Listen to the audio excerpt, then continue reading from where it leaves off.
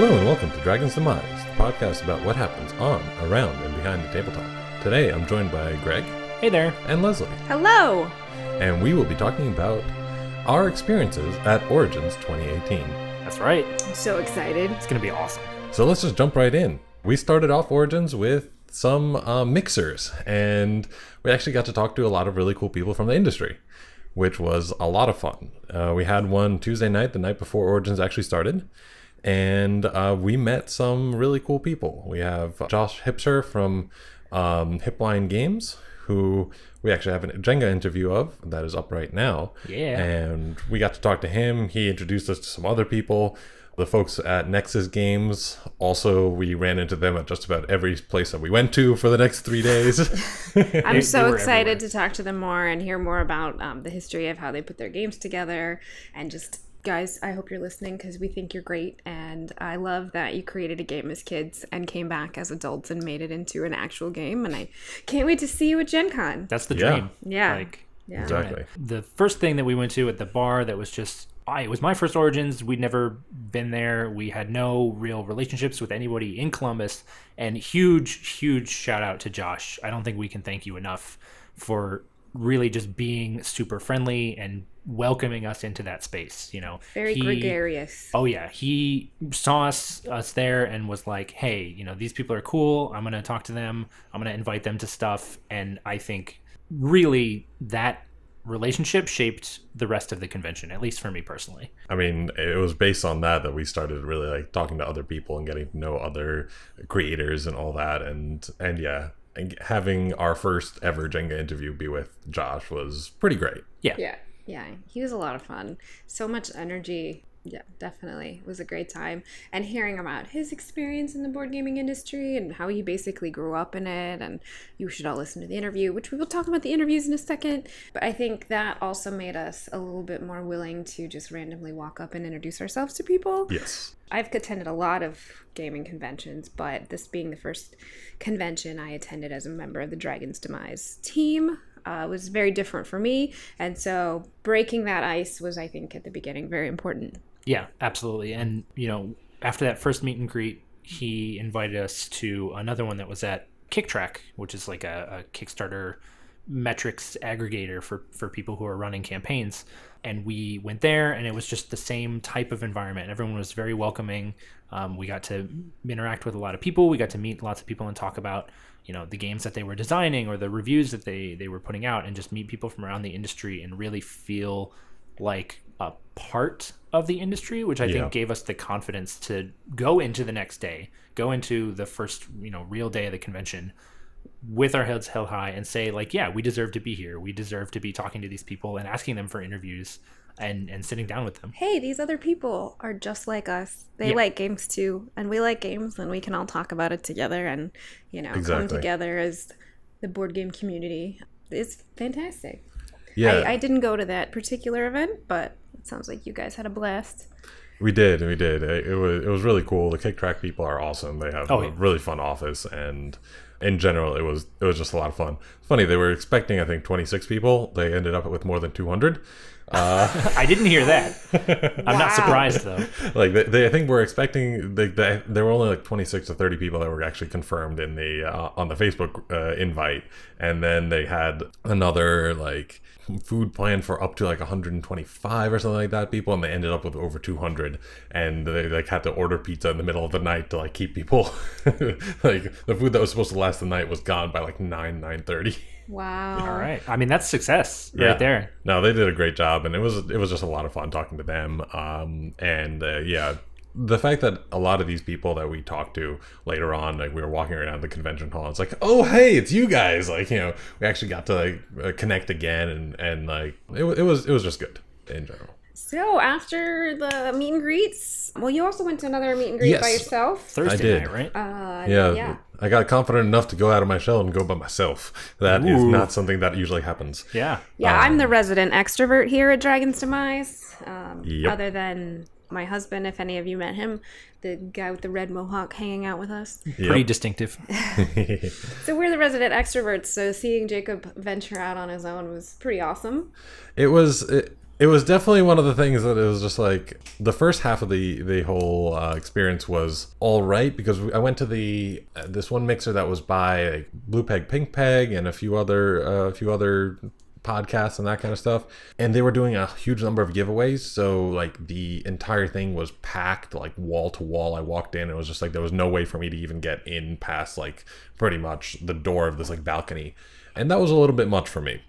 But afterwards, there was actually another mixer that was happening downstairs in the same restaurant for Meija games and Japanime games and Crowdox, which I went to, and I got to talk to some really awesome people there. There were a lot of really cool people. We actually interviewed two of them. There was Brett, who has a game coming out, and Greg got to interview him. I also got to talk to Strange Machine Games, guys from just around Baltimore, our area, who we can't wait to talk to more about some of the cool things that we can do together. So, Very cool. yeah, it was all in all a lot of fun. While I was at that, I know Greg was finally getting to see Tournament. I was quiet just there because I was looking it up. Tournament, the film that we've talked about before, you know, the writer director Patricia has talked to us before, and her brother Thomas was an actor in the film. He's talked to us before. I finally got to see their film, and it was fantastic. Like, it was just so much fun, and they actually won Best Feature Film at the Origins Film Festival. Oh, I didn't hear that. That's great. Yeah, they were, you know, really announcing it on social media, which is just fantastic for them. Like, I think it's a great validation of this wonderful film they've put together that I think did a lot to really capture what it is to be in a board game space. Like, just to share a passion with people who are gonna, you know, come and see you. Maybe it's just once a week, maybe it's even just once a month, but they're gonna come and they're gonna hang out and they're gonna have this shared moment in their lives. And I think the film was really great, and it was wonderful to hear that they got Best Feature Film. So yeah, that was Thursday night, and that was a blast. It was really a lot of fun for me to finally see. We did 10 Jenga interviews. Yes, we did. So we went from 0 to 10. So that's a lot of stuff that we were talking to people about. And they were a lot of fun. So if you haven't seen them, what a Jenga interview is, and let me tell you, when you tell a gamer that they get to be interviewed and play a game, they get very excited. It's true. So the Jenga tower is color-coded with red, green, and blue tiles, and each tile corresponds to a type of question. Right. And we said that at the beginning of every interview, the red questions being industry questions, the blue questions being board game questions about the games that the person had designed, and then the green questions being completely off the wall, super random. I think important to note that the question of Origins 2018 was, what is your favorite donut? Yep. Yeah, that was my pet question. I apologize for anyone who gets tired of hearing people answer that question, but I had a ton of fun asking it, so I'm not sorry. Don't be sorry. I loved the green questions because it allowed us to get to know people a little bit.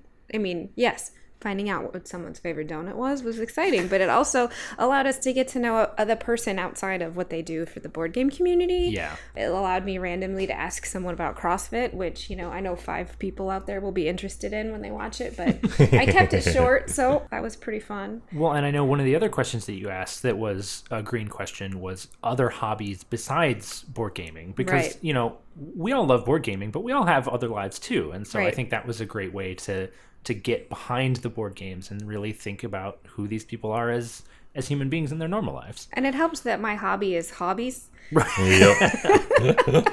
Not incorrect. I also teach knitting, and one of my knitting students, when I introduced myself, was like, so your hobby is hobbies. You're not wrong, friend. You're not wrong. Yep. It's a good life, though. It's fun. For sure. So who did we interview? We had a ton. As you guys mentioned, we had 10. So we had Josh Hipsher. We got to talk to the guys from Paw Warrior Games, Brian and Josh, another Josh. Yeah, they made a game called Ogre Cheerleaders, which we'll talk about later when we talk about the games we played. Yeah. But their sign was pretty entertaining, and they dressed up as Ogre Cheerleaders on Saturday. Yeah, that was pretty great. It was pretty great. Yeah. I'm a little sad we didn't interview them in costume. Yeah, I was thinking the exact same thing. Like, when we passed by them, I think that I was with Greg, and I was like, oh man, I wish that we had interviewed them today and not before. Missed opportunity. Yeah. But yeah, so there was those guys. That was pretty amazing. And then We also got to sit down with, let's see, Jim Felly. Yep. Yep. That was my first solo interview. Yep. So that was a lot of fun. He was very nice and very gracious and had a lot to say. So that was really entertaining. And I got to make fun of Greg and Jacob because they weren't paying attention to us. And I made up a random purple tile question. Yeah, that's reasonable. Yeah, and it happens a lot. Even I got out from behind the camera for a little bit. You did? And I got to talk to Irek Huszta of Board and Dice. They are a Polish board game publisher, actually. So that interview was a little bit different than the others, just because we were talking more about publishing side of things than the design side of things. Right. And I also got to ask some fun questions about just the board game industry in Poland and that kind of stuff, which I was actually really interested in because I have some family there that are starting to get into board games. So I was curious about how's that whole market looking and that kind of stuff. So yeah, and I think it was so fun to have that sort of personal connection for you to be able to, we started off the interview half jokingly in Polish. Yep. And I was, when we had to come out from behind the camera and say, no, English, please.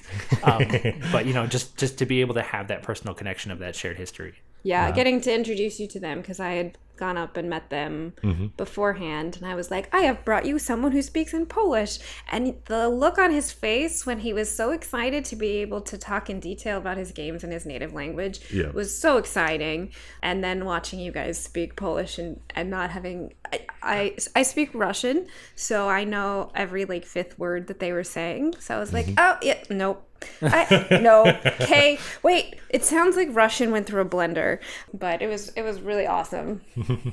It was fun. It's always fun to find people like you actually got to interview Stan, right? Who is from Russia? Yeah, I think he's first generation American, first generation Russian. Yeah, so he was born in Russia and then he moved to here as a younger child. I'm not sure exactly.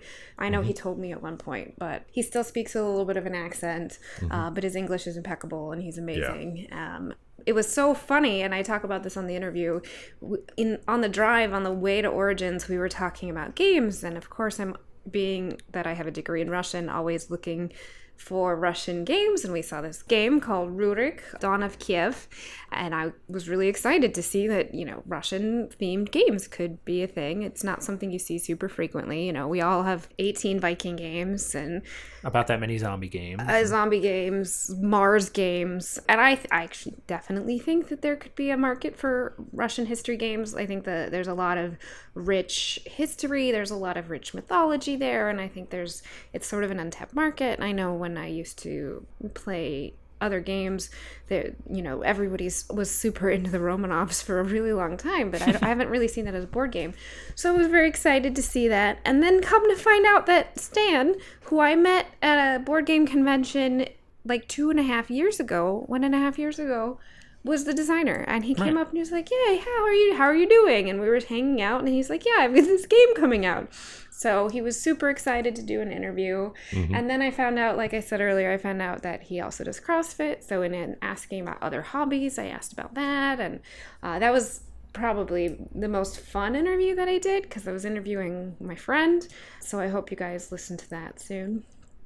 So that was a lot of fun, but it also demonstrates how international our hobby is and how you can connect with someone who you may not have anything else in common with over a game.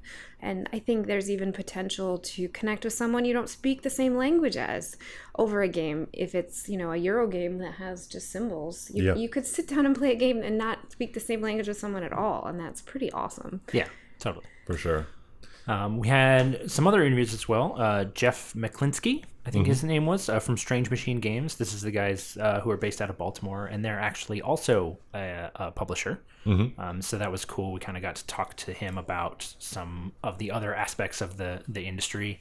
And he was a really fascinating person to talk to just because he came at it from almost a very academic background. We were having that conversation, and he was talking about semantics and semiotics, and I was like, I'm struggling to keep up, but this is amazing. It's not refreshing because people who play board games understand all of these things, but it's interesting to hear someone talk about it in such academic terms. And so I had a lot of fun with that interview. That was one that he I came did. at it from like an industrial design point of view because that's like what he studied. So he's just like, comes at it from almost an engineer's like mindset of just like, how can I like take this apart and put it back together in the best way possible. That's pretty cool. So. I missed that interview, so I'll have to watch it when it the drops. editing is done. So we also got to sit back down with Ben, who we've had on the podcast a few times. We love Ben Rossett. Yes, Ben Rossett specifically, because we Yes. interviewed more than one Ben. Yes, we did. More than one Ben and more than one Josh. Yes. And he has actually a surprising number of games coming out this year. He's got 4 games, 3 of which are at least announced coming out big this year year. for him. So that's going to be a lot of fun. And the games that he talked about were pretty awesome. It was really awesome to sit down with him and just chat and see what he's been up to, since we don't get to see him as often. Like, thankfully he is coming to WashingCon too, so we're looking forward to that. But that was also just a lot of fun to sit down and actually finish off our interviews with. Greg, you got to talk to Brett Fennell, the designer of Love Battle High School. Yeah, and that was really exciting. So he's a designer, and Love Battle High School is his first published game. Yeah. So, a lot of the people we've been talking to have been around in the industry for at least a little while, but it was great to talk to someone who was just breaking in terms of having a published game, and talk to him about, what's that experience been like? Have people been generally supportive? Has it been a struggle for you to get this off the ground? And kind of come at it from a newcomer's perspective. So he was someone who was really fun to talk to as well, and we absolutely wish him well as his board game comes out, becomes available for purchase. So check it out. Love Battle High School Japanime Games. Yes. Well worth checking out. I also got to talk to Trish, who I already mentioned, the co-writer and director of Tournament, the film. We got to sit down for a little bit and just talk about, an update of how things have been going, the response that she's received from the board game community. And that was a lot of fun, because we love her, and being able to sit down and chat with her was really great. And then the elephant in the room, the surprise, the just I can't even. We got to interview Ryan Lockett.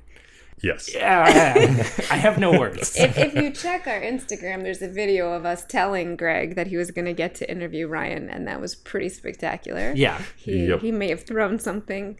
But I have to say, it was great to sit down, and Ryan was super chill, and he was so nice. This is not in the interview, but I explained to him my approach to crafting and how I feel his approach to board games is very similar.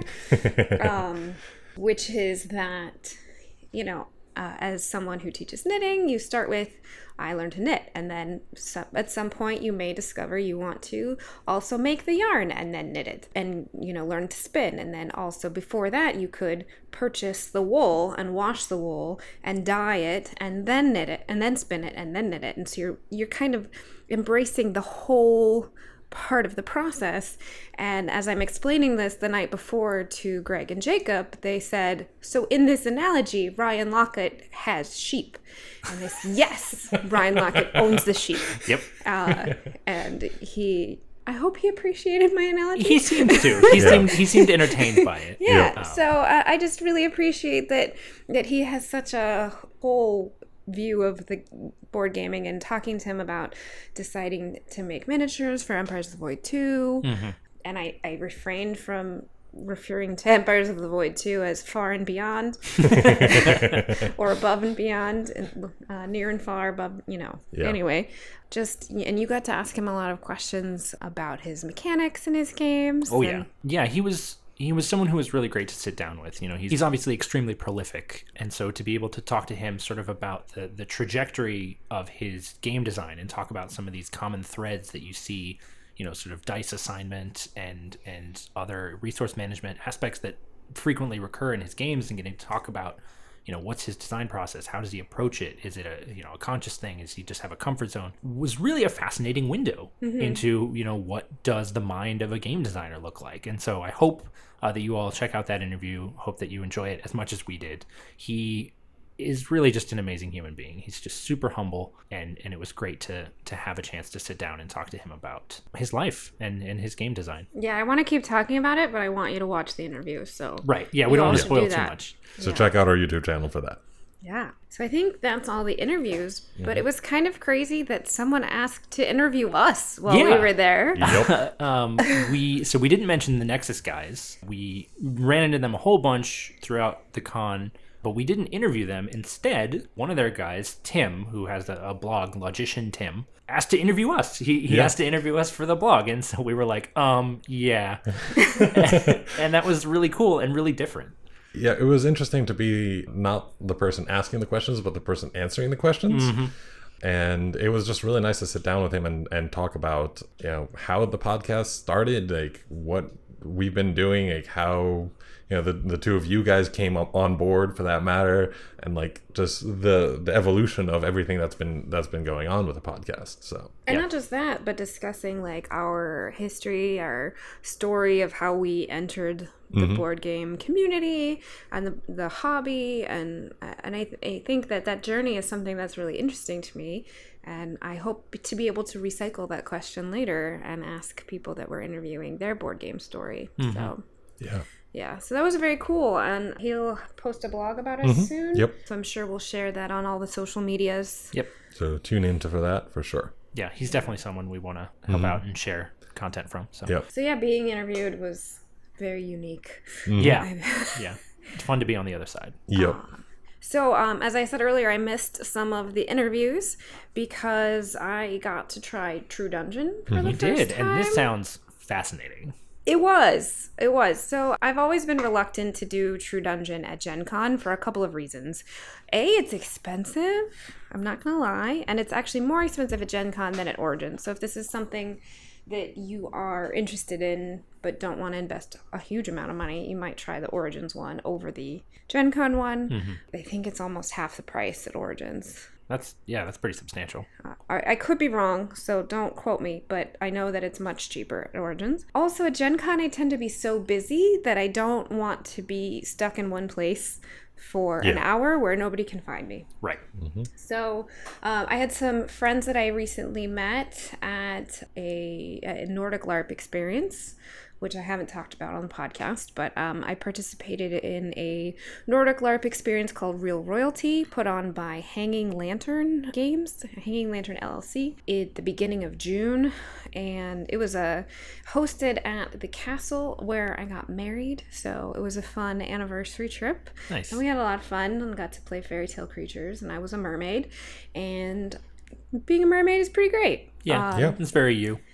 So I made friends there with the people who ran the game, and they live in Ohio. So they were at Origins, and they invited me to do True Dungeon with them. And I thought, if I'm going to do True Dungeon, I want to do it with friends. Yeah. That made the most sense to me.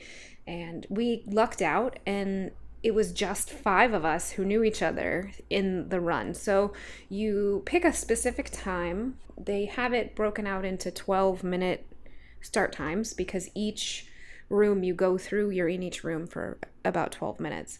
The run lasts 2 hours. You go through 7 rooms, so you spend a certain amount of time doing character creation and a certain amount of time in kind of experiencing the rules of the system, and then you're in each room for about 12 minutes. We were experiencing the world of Patrick Rothfuss, and there was a lot of Fae-esque stuff in the world. I immediately chose to be the dwarf fighter because right.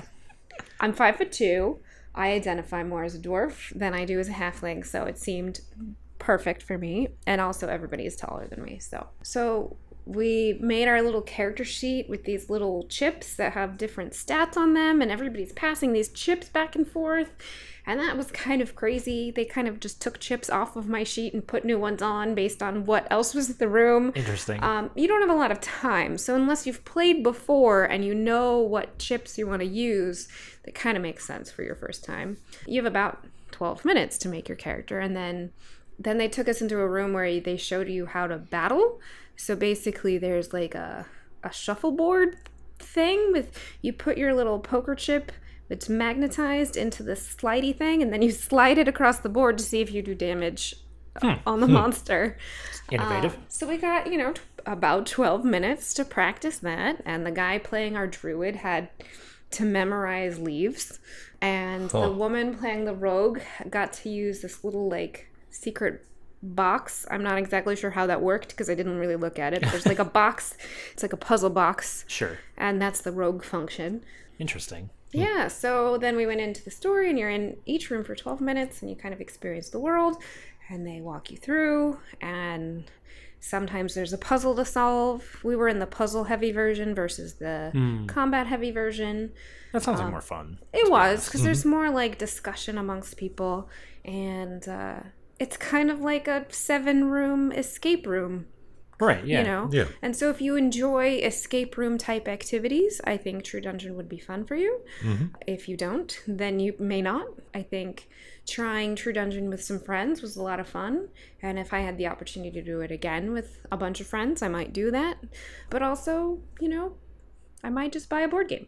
But I'm but I'm glad I went. I'm glad I did it. I did have a good time. But it's 2 hours of your time. We were in there from 6 o'clock. I think we didn't get out till a little after 8. So that was a long time to invest. At Origins, it was easier than it would have been at Gen Con. Yeah, For sure. I'm sure. So. Speaking of friends, well, we got to meet a lot of really cool people, especially through you guys, because you've been to Origins. You know a lot of fun people around. And so you introduced us to them. Right. Yeah, tons of people. I love meeting new people. I love collecting new people and sharing hobbies with people. So, as I mentioned earlier, I got married at Ravenwood Castle in Ohio, and the folks who used to be the innkeepers there are no longer the innkeepers there, but they are regulars at Origins. And so we saw them there last year, and we got to see them there this year, Zach and Dina. I hope you listen to this because, you know, we love you. We think you're amazing, and we're so glad to see you once a year. And it's so great to introduce you to our Greg and Jacob. It was pretty great because I remember one moment. So also Greg and Jacob brought their friend Jason with them, and I got to meet and hang out with Jason. And there was a moment where we were recording an interview, and I look up, and Jason has found Zach and Dina, and they were hanging out together. And I was like, wow, everybody's kind of come together through meeting different people and through playing games and able to have a good time. And that's one of the best parts of this hobby for me, is introducing two people that I think are great, and then they can then be friends as well. For sure. Yeah, it just the huge network of friends makes me so happy. Well, and it was really, you know, you mentioned at the top that you're the resident extrovert. You and Hunter are the resident extroverts. And so it was really helpful for me to have you guys around and to be able to meet the people who you already knew, because I'm not the type of person who's just going to strike up a conversation with someone in line for a board game, or who's going to find a random person on the floor. And yes, she's laughing because she's done exactly that. And so, you know, to be able to play games with the people that I went there with, who are, you know, my fantastic friends, but also to be able to meet new people in a way that doesn't like make me completely uncomfortable was great. And, you know, all of your friends are fantastic people, and we got to hang out with them and do dinner with some of them and just play tons of games every night into the wee hours of the morning in Exhibition Hall C. And it was a great atmosphere to be in, and it was just very friendly and fun. Yeah, and I think I was laughing because I was remembering the moment where I walked up and hugged the security guard that I had made friends with the day before. And we walk away to go to our next meeting, and Greg says, "You just make friends with everyone." Well, it's true. Yeah, I try. It was a good time. Security guard friend, you're super cool. Yeah.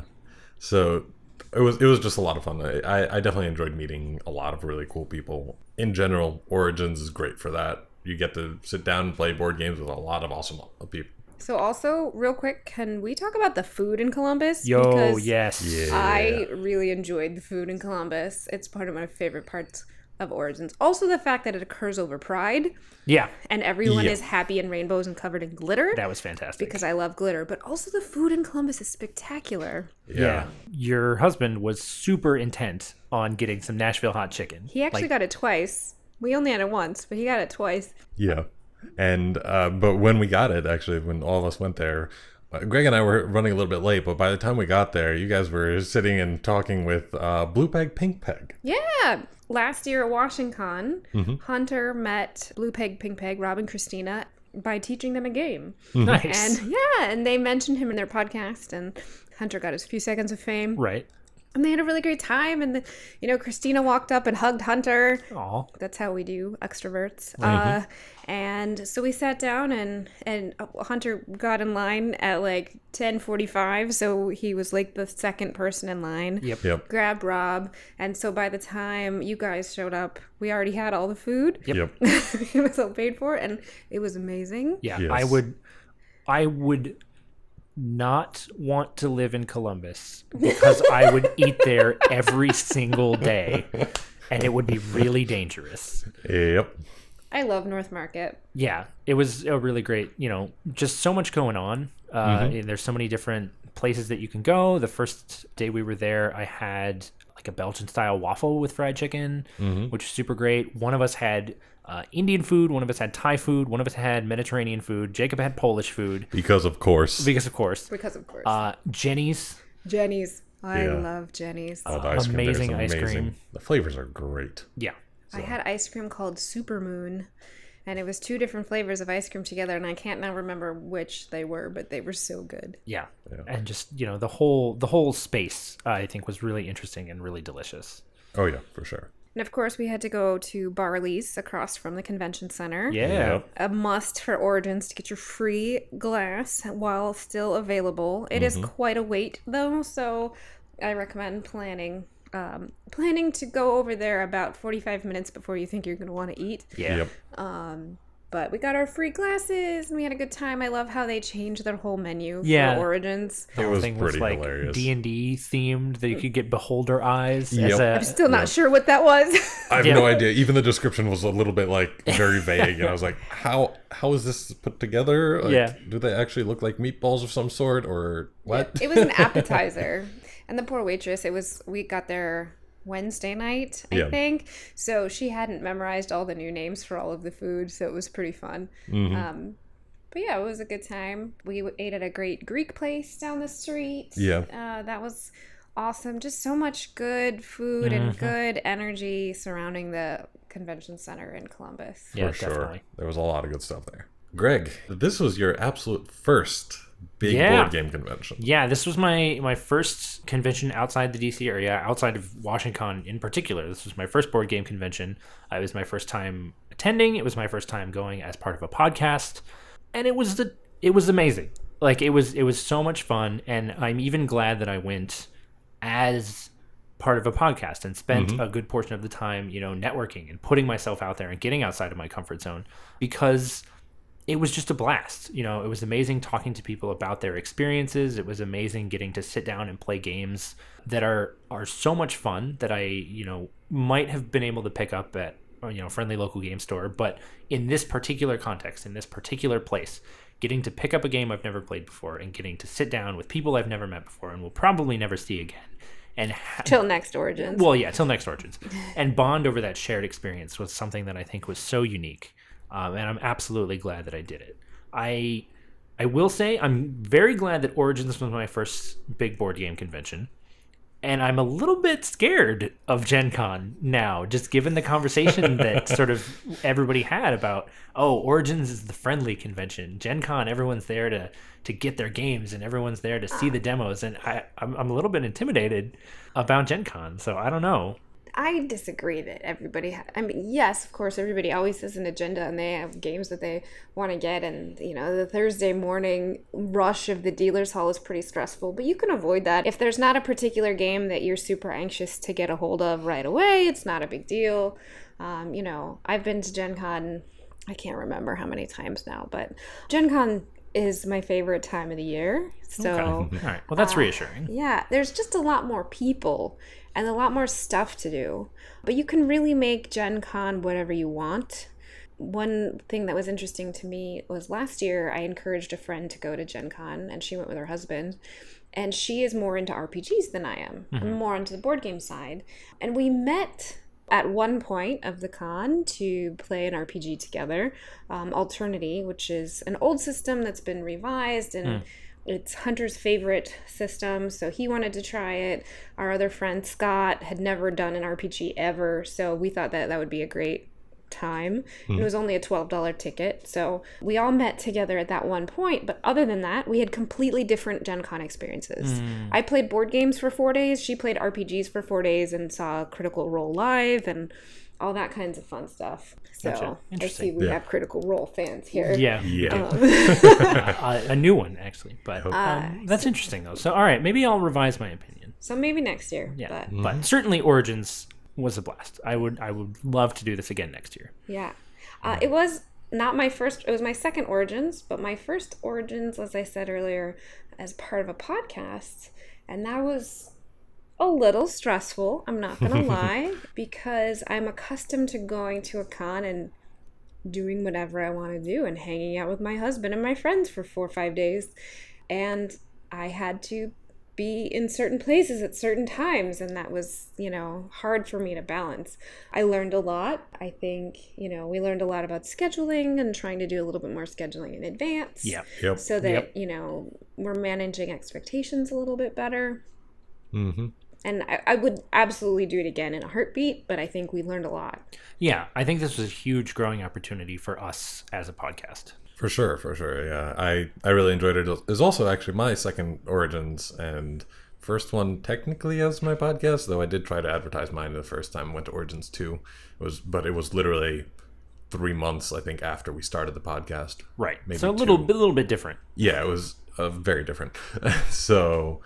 But yeah, this time I really enjoyed it. I thought it was really cool to actually be so accepted in the industry. Like, I think one of the biggest things was that as we were walking through and as we introduced ourselves and talked about what the things that we do, the Jenga interviews, the podcast, the Board Game Bistro, I got the question of how many viewers we had and how many people we had, maybe 3 times out of the whole con, and we were really going around and talking about it a lot. So it was very encouraging that it's just people really think of this type of content, whether it's a podcast, whether it's our video series or anything like that, they think of it as just, it's cool content rather than how many people are watching it. So, and I just felt really accepted. So it was nice. And I can't wait to do it again next year. We found our people. Yes, we did. We have. We definitely did. Well, there you go. That's pretty quick, given everything that we did, recap of our time at Origins. We hope you tune in next week. We'll be talking about all of the amazing games that we played at Origins. The list is really long, It's guys. really long. We actually we sit down, we were planning, we were like, we got to make 2 episodes. So join us next week for Origins Recap Episode 2. Also, don't forget, WashingCon tickets are on sale right now. You can go over to WashingCon.com. You can pick up your tickets. It's amazing. It's smaller, but it's great. It's got a lot of heart. The people who run it really care about it, and it's in DC, which is a huge advantage for us. So small but mighty. Exactly. So just come like on Leslie. out. There it is. Just like Leslie. That should be the tagline. Come on out. We hope to see you there. Also, we've been talking about all of our Jenga interviews that we've done. We have some vlogs that we did every night from the convention floor. Head on over, check those out. We've got those up on YouTube. It's amazing. The people we talked to are just really great people. And we're so glad to get to sit down with them and share their stories and their experiences. And we hope that you check out those videos and share them with your people. All of these people, all these designers, all these publishers are fantastic. And we would love for their stories and for their games to attract more attention. So head on over to our YouTube channel, watch those videos, share those videos, and join us next week for episode 2.